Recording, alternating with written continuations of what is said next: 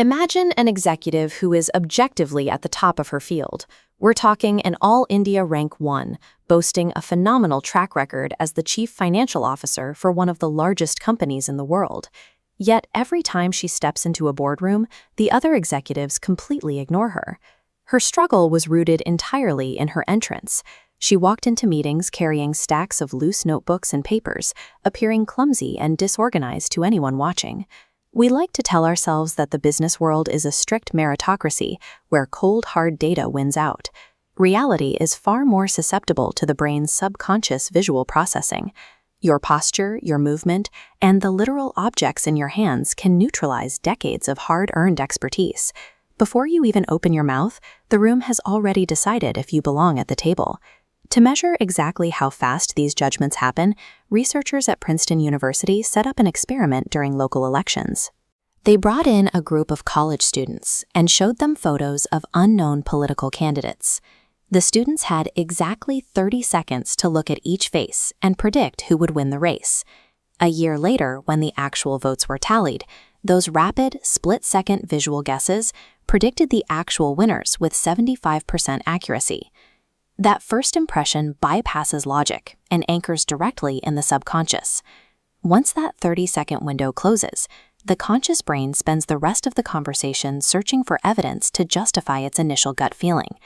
If they like you, they ask easy questions. If they don't, they make the interview impossible. That brilliant CFO fixed her boardroom problem with a single immediate adjustment. She replaced her stacks of paper with one digital tablet. Suddenly, her posture straightened, her walk became authoritative, and the room started listening. Subconscious priorities drive our professional choices. A Harvard Business Review study asked leaders what they look for in a partner. While we expect competence to be the priority, the data showed they actually crave warmth. You can project that warmth instantly through a very basic, deliberate physical action, a genuine smile. It functions as an immediate psychological cue that relaxes the tension in a high-stakes negotiation. It is the exact same reason that Steve Jobs consistently wore his signature black turtleneck and blue jeans on stage. He was removing visual noise to manipulate subconscious focus at a massive scale. Refining these physical signals provides a tactical advantage, allowing you to anchor the room's perception before you even begin to speak. There is a behavioral principle called Hartley trust, which states that humans are highly tribal. We instinctively want to do business with people who look, act, and signal that they are in our specific socioeconomic bracket. The exact behavior that proves you belong to that tribe changes the moment you cross a border. If you are trying to close a major deal in Dubai or Shanghai, overt displays of wealth are an absolute necessity. You have to project that you personally possess the exact same level of financial power as the person across the table. Take that same expensive BMW to a pitch in Amsterdam, and it becomes a massive liability. In a culture valuing understated equality, flaunting luxury signals arrogance and will destroy a deal instantly. You see this even within a single country. In India, projecting loud success works well in Delhi's aggressive business environment. Try that in Chennai, a city that prizes humility, and you will alienate your partners. The rules also shift based on how old the money is. A self-made, first-generation founder will respect a salesman who aggressively follows up 10 times. But try that high-pressure tactic with a third-generation heir, and they will view persistence as desperation. Winning the deal requires aligning your behavioral signals with the specific cultural expectations of your target. You can optimize your clothing and memorize cultural etiquette, but faking those external signals will eventually collapse if you don't have a solid professional foundation underneath.